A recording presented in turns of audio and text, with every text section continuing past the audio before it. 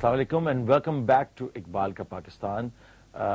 یہ شو اس وقت جس جگہ پہ پہنچ چکا ہے یہ ایک بہت امپورٹنٹ اور بڑی مزیدار جگہ ہے. ایمان کو جگانے کا جو رستہ ہے اس پہ ہم گامزن ہو چکے ہیں. لاسٹ شو میں ہم نے نماز، روزہ، حج اور زکوٰۃ ڈسکس کی تھی.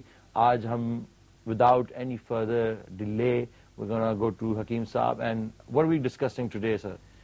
دیکھیے وی آر ڈسکسنگ اسرار خودی. دیٹ پوائنٹ یعنی اسرار خودی کو تو ہم کچھ چلائیں گے. We want to discuss this book. Pakistan کی تاریخ میں کبھی اسرار خودی کو میڈیا پہ ڈسکس نہیں کیا گیا ہے. And it is the most fascinating document for the revival of the self. ایک انسان کو اپنی ریالٹی جاننے کے لیے، ایک قوم کو اپنا عروج حاصل کرنے کے لیے، ایک فرد کو اپنی سیلف ڈسکوری کی جرنی پہ جو ڈاکومنٹ لے کے جاتا ہے اقبال کا، one of the finest document that he written in Persian, Asrar Khudi. تو ہمارا وہ چلے گا. اسرار خودی میں پچھلی دفعہ ہم یہاں پہنچ چکے تھے جب اقبال نے یہ کہا تھا کہ جن شرائط جو کہ اراکین اسلام ہے، کلمہ طیبہ، نماز، روزہ، حج اور زکوٰۃ، تم ان کو ریچول مت سمجھو. ان کی ایک profound political, social, religious, military wisdom ہے. اور وہ سارے ڈائمینشنز ہم ڈسکس کر چکے تھے کہ کس طریقے سے زکوٰۃ یا حج یا نماز مسلمان کو، ایک شخص کو اپنی سیلف ڈسکوری میں اور سیلف ریوائول میں، اس کی اویکننگ میں اس کو کس طرح مدد دیتی ہے. ایک بڑا امپورٹنٹ کانسیپٹ جو زکوٰۃ کے حوالے سے اقبال نے بار بار ایمفسائز کیا تھا کہ دیکھیے زکوٰۃ کی وجہ سے معاشرے میں مساوات آتے ہیں جو امیر لوگ ہیں. اور یہ نوٹ کرو یہ بات علی کہ نماز جہاں ہمیں پڑھنے کا حکم دیا گیا ہے وہاں ساتھ زکوٰۃ دینے کا حکم دیا گیا ہے. زکوٰۃ لینے کا حکم نہیں دیا گیا. یہ عجیب دین ہے کہ یہاں پہ صدقہ خیرات دینے کا حکم ہے، لینے کا طریقہ نہیں بتایا. بیکاز یہ توقع نہیں کی جاتی کہ مسلمان اتنا مجبور اور بیکس اور محروم ہوگا کہ بھوکا مر رہا ہوگا اور لوگوں سے بھیک مانگ رہا ہوگا. مسلمان دینے والا ہوتا ہے، خود بھی اور دنیا کو بھی کھلاتا ہے، خود بھی اتنا سیلف سفیشینٹ ہوتا ہے. اور زکوٰۃ دینے کا مطلب یہ ہے، زکوٰۃ رکھی اللہ تعالیٰ نے سیونگز پہ. اتنے پیسے تم نے سال میں اگر سیو کر کے رکھے ہیں جو تمہاری ضرورت سے زیادہ ہیں، جن کو تم سرکولیٹ نہیں کر رہے، رول نہیں کر رہے ہو، اور الگ رکھے ہوئے ہیں، تو سال کے آخر میں 100 روپے میں سے 2.5 روپے نکال کے غریبوں میں تقسیم کر دو. تو مطلب ہے سیونگز ہوں گی تو آدمی خرچ کرے گا نا. So it's important for a Muslim to be exactly affluent. مسلمان کے لیے لازم ہے کہ مال کمائے، دولت کمائے، دنیا کمائے، مگر امپورٹنٹ چیز یہ ہے کہ اس کو دل میں جگہ نہ دے، اللہ کی راہ میں تقسیم کر دے اور غلط طریقے سے نہ اور غلط طریقے سے نہ کمائے، کسی کو نقصان پہنچا کے نہ کمائے. کیونکہ صرف سور اور شراب حرام نہیں ہے، آٹا، دال، چاول، مرغی بھی حرام ہے اگر حرام مال سے کمائی جائے، حرام مال سے خریدی جائے تو، حرام طریقے سے کمائی جائے تو. So not just the dimension کہ مسلمان پیسے کمائیں، یہ بہت بڑا اور اس کی ریزن کیا دیتے ہیں اقبال؟ امت کے زوال کی بہت بڑی وجہ اقبال یہ دیتے ہیں کہ اکانومی ہماری تباہ ہو گئی. جو مسلمان اکانومی کلیکٹیو لیول پہ اور انڈیویجول لیول پر جب تباہ ہوئی، مسلمان اس قابل نہیں رہے کہ اپنے پیروں پہ کھڑے ہو کے خود بھی سسٹین کریں اور معاشرے کو بھی سسٹین کروائیں، آس پاس کے لوگوں کو بھی. تو اس کی وجہ سے جب صبح شام مسلمان روٹی کمانے کے چکر میں پڑ گیا تو اس کی ہائر ویلیوز ڈسٹروائے ہو گئیں. جو بھوکے انسان کو آپ کیا سکھائیں گے کہ خودی کیا ہوتی ہے، قلب کیا ہوتا ہے، نفس کیا ہوتا ہے، ہائر ویلیوز کیا ہے، اسپرچویلٹی کیا ہے؟ وہ تو بیچارہ 2 وقت کی روٹی کے لیے مر رہا ہے. تو دشمنوں نے جو ہمارے خلاف کیمپین نہ صرف ہمیں فوجوں سے تباہ کیا بلکہ ہماری اکانومیز پہ جب انہوں نے اسٹرائک کیا. آپ یاد ہوگا بنگال میں جب انگریز پہنچے تھے تو انہوں نے پہلا کام یہ کیا تھا سراج الدولہ کے بعد کہ وہاں کی ساری ایگریکلچر پہ قبضہ کیا، وہاں کی ساری کامرس اور ٹریڈ پہ قبضہ کیا. ان مسلمان کاریگروں کے انگوٹھے کٹوا دیے کہ جو لینن ململ بنایا کرتے تھے تاکہ انگلینڈ اور یورپ کا کپڑا وہاں پہ بکے اور لوکل کاٹن انڈسٹری اور کپڑے کی انڈسٹری ہے وہ ختم ہو جائے. مغلوں کے دور میں جب مغلوں کی حکومت تھی تو انڈیا کا گلوبل ٹریڈ میں حصہ 25% تھا، اور جب انگریز چھوڑ کے گئے تو لیس دین 1%. بالکل. تو اس سے اندازہ کریں کہ اتنا بڑا ملک انڈیا جس کا گلوبل ٹریڈ میں حصہ 1% تھا انگریزوں کے چھوڑتے وقت، اور مغلوں کے دور میں 25% تھا. یہ بات اقبال نے بہت پہلے ریئلائز کر لی تھی.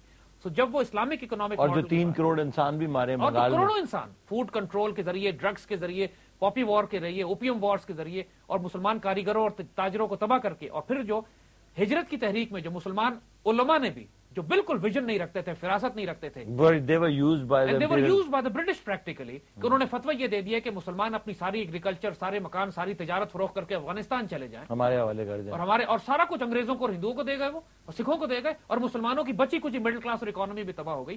تو اس پر پھر اقبال ایمفسائز کرتے ہیں کہ دیکھو مسلمانوں کی زوال کی بڑی وجہ کیا. Iqbal was completely disengage from these movements. اس کی وجہ یہی تھی کہ اقبال دیکھ رہے تھے کہ مسلمان اسکالرز اور اس وقت کے مسلمان لیڈرز اپنے احمقانہ فتووں اور اسٹیٹمنٹس اور بیانات کی وجہ سے امت اور ملت کی تباہی لا رہے ہیں. تو Iqbal disengage himself from موالات, ڈس انگیج ہمسیلف فرام تحریک ہجرت. حالانکہ ہمدردی تھی ان کو مسلمانوں سے کہ مسلمانوں کے ساتھ کیا تکلیف ہو رہی ہے, بٹ ہی نیو یہ چیزیں مسلمانوں کو نقصان پہنچائیں گی. اب دیکھیں کہتے کیا اقبال, آئیڈینٹیفائی کرتے ہیں مسلمانوں کی پرابلمز کو. کیا کہتے ہیں کہ تمہارا سارا رنج و غم, تم ساری جو مصیبت و پریشانی میں ہو, دکھ میں ہو, وہ اس وجہ سے ہو کہ تم افلاس میں ہو, تم مفلس ہو, تمہارے پاس کوئی اکانومی نہیں ہے. تمہاری ساری تکلیفوں کی وجہ یہی بیماری ہے.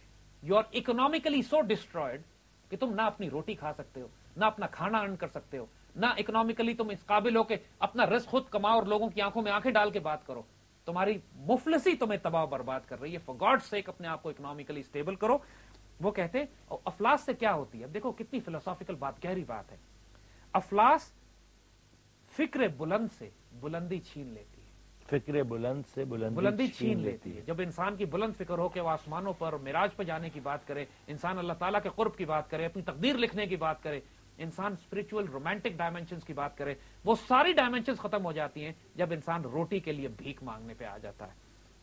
اور اعلیٰ افکار کی شمع کو بجھا دیتی ہے. کہتے ہیں می کشد شمع خیال ارجمن می ربوید رفت از فکر بلند, یعنی جو ارجمن اعلیٰ خیالات کی جو شمع ہے وہ بجھ جاتی ہے غربت کی وجہ سے. ہمارے معاشرے میں اگر آپ دیکھیے, غربت کی وجہ سے لوگ مجبور ہوتے ہیں اپنے بچوں کو بیچیں, اپنے گردوں کو بیچیں, اپنے خاندان کو بیچیں, اپنی بیٹیوں کو بیچیں.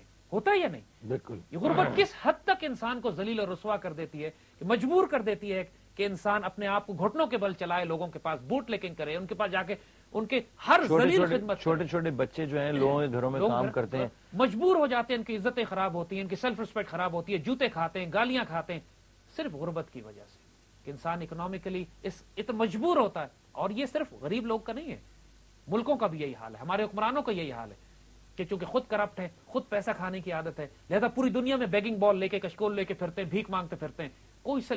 کہ ایسے لوگوں کے اندر کبھی ہائر ویلیوز پیدا ہی نہیں ہو سکتی, کیونکہ بھیک مانگنے سے تمہاری ہائر ویلیوز تباہ و برباد ہو جائیں گی. اینڈ دین ہی سیز کہ سوال کرنے سے خودی کے اجزاء بکھر جاتے ہیں.